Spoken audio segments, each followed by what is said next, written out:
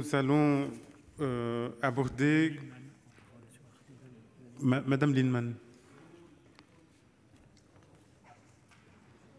Rapporteur d'avoir essayé de poser le débat de manière stratégique et qu'on ne perde pas des heures amendement par amendement en vain. Car il y a un moment où il faut faire des choix clairs. Est-ce que oui ou non on considère qu'il faut rétablir la TVA à 5,5 sur l'ensemble du dispositif logement social, notamment tout ce qui concerne le plus, on peut débattre du PLS, c'est un peu différent. Le plus, c'est le logement classique. Alors, l'argumentaire du rapporteur est de nous expliquer qu'il y a un accord avec le mouvement HLM.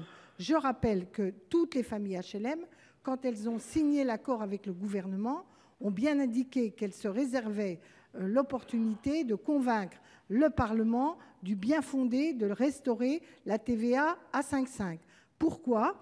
Parce que même avec l'accord qui a été signé, le RLS reste lourd avec des conséquences négatives pour un certain nombre d'organismes.